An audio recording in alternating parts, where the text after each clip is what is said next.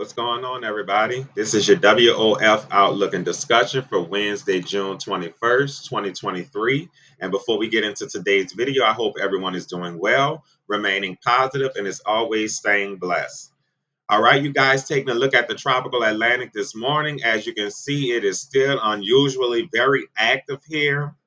Yes, conditions are not that favorable for rapid intensification of strong tropical storms and hurricanes, you guys, but it's very unusual that we have Bret here, the first system that is threatening the central Leeward Islands here for tomorrow, you guys. We have Invest 93L right behind it, which will more than likely probably become Tropical Storm Cindy. But as of right now, that system should turn north and out to sea without affecting any land, but it's still early, so we will watch that. But that's what the early guidance is showing so far. And you guys, we have another wave here coming off of Africa that we will watch down the road over the next few days to see if the National Hurricane Center does tag this wave, as some of the models do show some type of development with this system. But here, you guys, we're going to start off with what the National Hurricane Center is tracking. And this is Tropical Storm Bret here, you guys. And you can see this morning, Bret has intensified to 60 miles per hour wind, maximum sustained winds here, you guys. As you can see, we have the tropical storm watches up for Barbados and also for parts of St. Lucia, Martinique, and Dominica.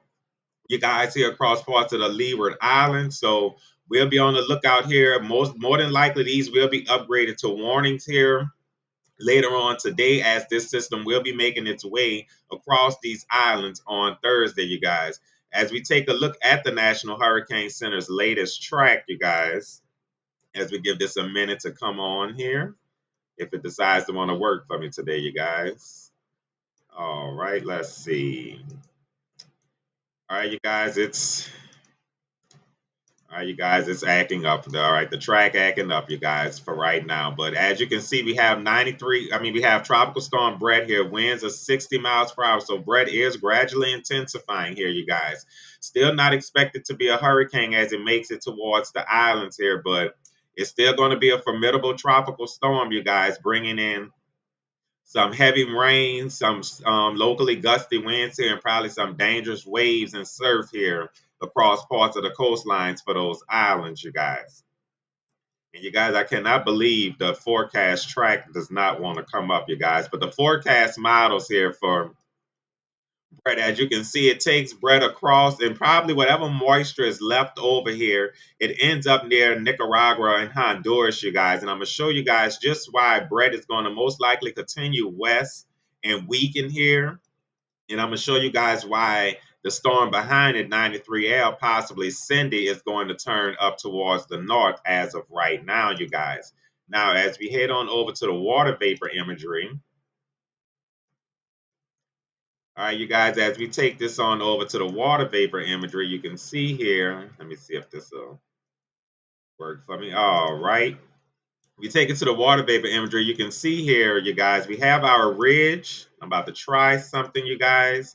All right, you can see we have our ridge here across the central Atlantic. This is the path that's currently going on. This is the path that's currently in play here, you guys. So the storm has no choice but to move west to west northwest at the moment, you guys. But look here across parts of the cutoff low, across parts of the southeast here, Georgia, Alabama, the Carolinas. We have a cutoff upper level low here. The winds are coming in like this, you guys. So out of the southwest. What's going to happen here as we head towards the weekend, you guys, the end of this week and the weekend, as this upper level cutoff, upper level low continues to sit here, what's going to happen is right in between this system, we're going to have, right in between these systems, we're going to have a trough that develops here across the central and eastern Caribbean, and that's going to induce southwesterly shear as Bret continues to march its way on towards the west here. You're going to have the southwesterly shear cutting off, blowing all the thunderstorms and tops off, and that should eventually cause Bret to weaken and eventually dissipate here as it heads towards the eastern and central Caribbean here, you guys. Now, we take a look here, let me clear Bret's off. All right, and I'm going to show you guys. All right, we're going to move this on over here. Invest 93L, possibly Cindy here. What's going to more than likely happen as far as the upper pattern with this system goes, you guys, we're going to have the ridge of high pressure, fairly stout here up across, but the ridge is going to start to weaken here, you guys, as this system starts to make its way here. Then by time 93L starts to make its way to the islands, you guys, this trough is going to very much be well into play here across parts of the East Central Caribbean, you guys. So Cindy, invest 93L, possibly Cindy here, you guys, will have no choice but to eventually continue west-northwest, then start to turn towards the north here, and possibly also starts to weaken as the southwest shear from this trough starts to affect it as it turns north around the ridge here, you guys. That's what the current upper air forecast is currently shown by the global models, you guys, and what the National Hurricane Center is currently thinking is going to happen. So as I said, if you haven't done so already, you guys, be sure to subscribe here at your Weather on the Fly so you can stay up to date and weather aware, just in case the upper air pattern changes and these storms find another alleyway to go and intensify, you guys. You'll be notified right on the fly here at your Weather on the Fly, you guys. So that's going to be that's the upper air patterns, you guys. Let me get this paintbrush off of here. All right. I still can't believe, you guys, that the oh, there it go, you guys. There go the forecast cone. Now it wants to come up. But as you can see, you guys, the forecast cone has Bret coming across the southern central Leeward Islands and ultimately meeting its demise here south of Jamaica, as you guys seen what I showed on the illustration with the upper air pattern. So all right, let me get this off of here, you guys. That's going to be it for the Atlantic, you guys. We're going to also take a look here. I want to bring it back to the visible satellite imagery so we can take a look at all three systems, you guys. And also, before I go to the Eastern Pacific, I want to show you guys.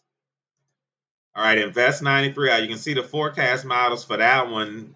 They're fairly in good agreement here. They takes the storm west to west northwest, then starts to turn it up here out ahead of that trough and in between the subtropical ridge here that's going to start to weaken as we head into the weekend.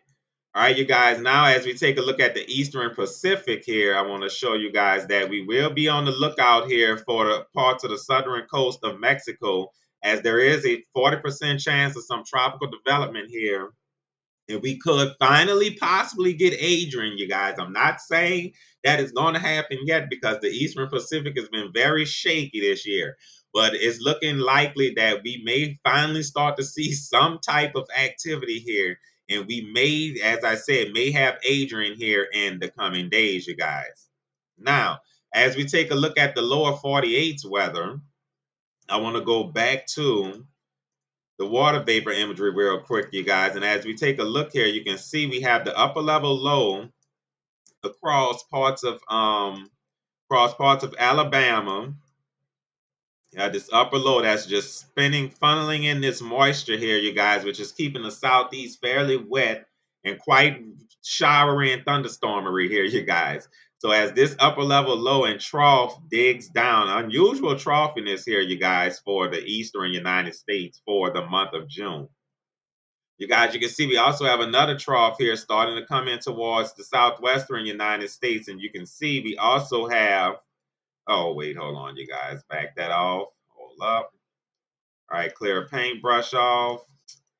That's the only thing about the paintbrush, you guys. You got to hit finish paintbrush in order to move. All right, and as you can see, we have the fairly stout dominant ridge of high pressure here across parts of Mexico, which is keeping Texas fairly hot, you guys. So, and that's why the flow across the Gulf of Mexico is out of the north like it is, because by the time you have this upper low across Alabama, South Carolina, funneling in the winds this way, and then you have the ridge across Mexico going this way, this is why the flow is out of the north and northwest here across the Gulf of Mexico, which is very unfavorable for tropical development, you guys.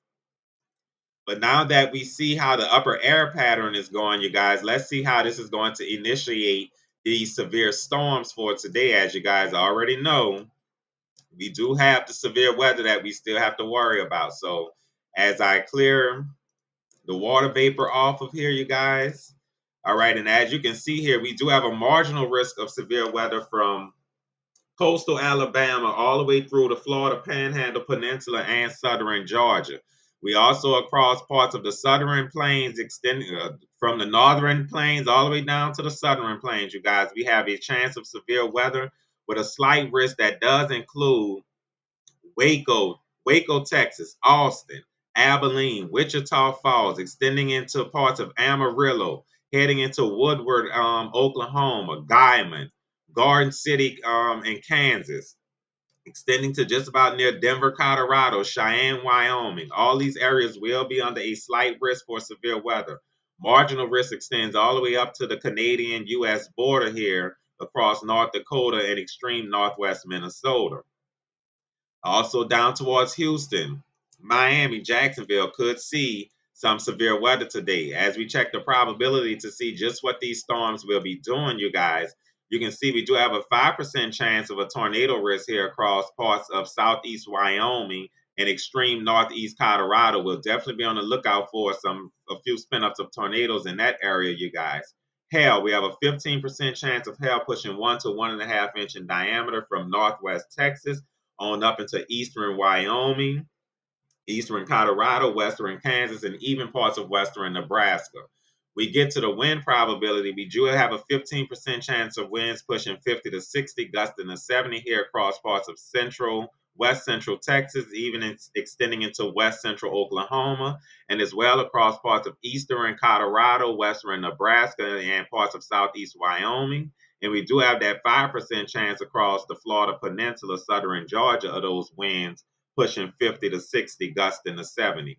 No significant tornadoes, you guys. We do have 2 significant areas for hail. One across parts of western northwest Texas and western Oklahoma, and also again for parts of extreme southeast Wyoming and northeast Colorado. We'll be on the lookout for hail pushing 2 to 3 inches in diameter, and across parts of northwest Texas and western Oklahoma, we'll definitely be on the lookout for significant winds that could be as high as 80 miles per hour, you guys. Now, as we take a look at the HRRR to see just how these storms are going to materialize throughout the next 48 hours. All right, and as we start at 12 o'clock noon Central Time here at your Weather on the Fly, you guys, you can see here across the mid-Atlantic, showers and thunderstorms, Virginia, New Jersey, all these areas we have showers and thunderstorms, Maryland, ongoing here around the noon hour. We'll be on the lookout for some possible flash flooding, also extending on down towards the Florida's Panhandle and Peninsula. Look here across parts of central Kansas, extending on into central Nebraska. Showers and thunderstorms could be starting to erupt here, you guys. As we go on to 5 in the afternoon, you can see, look how the coverage and intensity does increase here across parts of the southeastern United States with that upper level low that I was showing you guys across Georgia and Tennessee and the Carolinas. That's going to constantly leave chances of showers and some severe thunderstorms in the forecast here for parts of the southeast. We move on towards the plains late afternoon. You can see across parts of eastern Colorado, western Nebraska, Oklahoma City, the Texas-Oklahoma panhandles could have some of these cells producing large hail and damaging winds as we get towards late afternoon into the evening hours. As we go to about 10, 11, 12 o'clock around the midnight hour, you guys, you can see here, look across parts of northwest Texas, heavy showers and thunderstorms. Hail and damaging winds could be ongoing here as we head through the overnight hours. Look here just to the east of Denver. All hazards will be possible. Even a few tornadoes could be ongoing throughout the evening and nighttime hours as we get in towards parts of northeast Colorado. Heavy showers and thunderstorms could be ongoing across parts of eastern Wyoming, western South Dakota, and parts of western Nebraska here, you guys.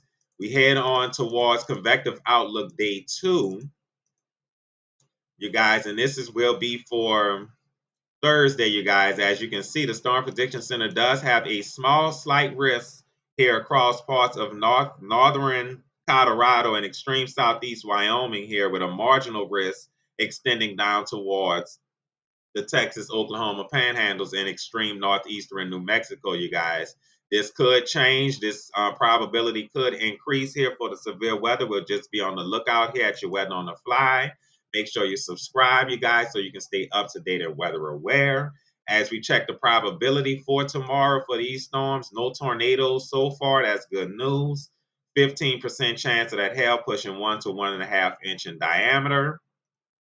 15% chance of those winds, 50 to 60, gusting to 70. No significant hail, tornadoes, or wind for tomorrow, you guys. That's good news. So as we continue to HRRR out, you can see by tomorrow morning we could have some heavy showers here, possibly some rumbles of thunder around the Houston area. Look here across parts of the northeast around New York here. We could possibly have some showers and thunderstorms. We head to the afternoon on Thursday, you guys.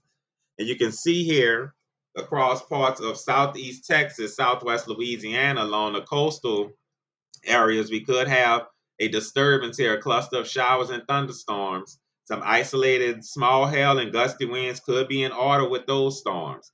Look here across parts of Georgia, the Carolinas, Virginia, with that upper level low spinning here. Florida is going to constantly keep showers and thunderstorms ongoing for the southeast.